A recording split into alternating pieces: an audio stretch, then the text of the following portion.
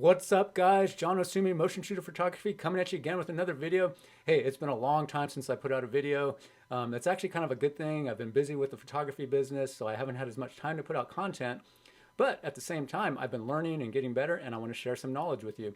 So today's episode is going to be about what to do when you get stuck with your posing between a bride and groom or any couple.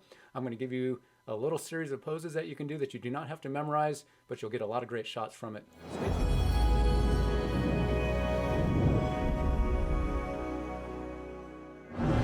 Out, here at Santa Barbara Courthouse with my man John here, the photographer. John's on point. Just me and John, we're hanging out. I'm sipping on, like I said, Topo Chico. So she'll probably be coming right around that direction, coming through this way. Right. And here we go. Obviously, you've gone through and you've got your poses in mind that you want to do, and there's probably certain places in the venue that you want to photograph them in. I'm going to show you some things to do once you get stuck or when you run out of time, or if you just want to come up with some more content and you're just out of ideas. So the connection between two people symbolized by a ring is a fun concept to play with, and we're going to use that to get a lot of great photos. You've done your wedding shoot, you've done all the portraits with the full family, and you're kind of whittled it down to just the bride and the groom. So now you want to take the bride and groom away. You want to have them away from all the distractions, and we're going to try to capture some photos just between the two of them. The first one we're going to do is I'm going to have the bride and groom take their rings off, and I have them hold it like a coin. So you're holding it between your thumb and your first finger. They'll have both of their rings together. They'll hold them out towards the camera. You want to make sure they hold it in such a way that, as you can see, I can still see the coin, but you can also see my face in the background. So I'm going to focus my camera on the rings. Those will be in clear focus.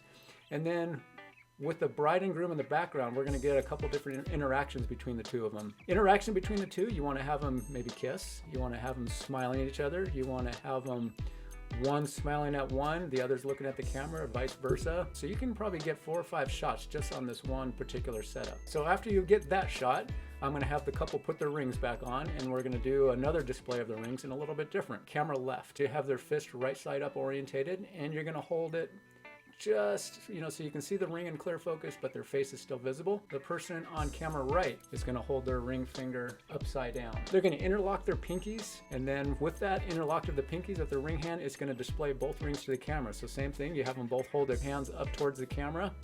Make sure you can see their faces, and then do different interactions between the two of them. Kissing, smiling at each other. One smiling at the camera, one smiling at the partner, vice versa. Okay, near and far. So there's another 4 or 5 shots you can get just from that setup. Very convenient, and you haven't really moved that much. Once you've gone through these first 2 poses, the bride and groom are probably loosened up a little bit. They're probably laughing a little bit. There's some lighter moments. So now we can probably capture a little more of their personality. So what I'll have them do is I'll have them back up maybe about 10, 15 feet from where they were. I'll instruct them to walk slowly towards the camera. And I'll have them do several passes. For example, on the first pass, I might have them walk slowly towards the camera, and I'll have them look at each other, and I might instruct them to kind of relive a story that was funny that happened between the two of them, something that they can laugh about together. And a lot of times what I find is they'll make each other laugh, and a natural laugh looks so much more genuine and better than a forced smile. If you're taking 3 or 4 shots on each of these different situations, you're going to get a couple that you catch them in stride, you catch them with the right smile. So it's actually a really good natural looking pose that doesn't look posed, and that's what I like about it. What I really like about this is as I've done a lot of photo shoots with different models, I've really learned that I don't like to try to memorize my poses. I don't like to memorize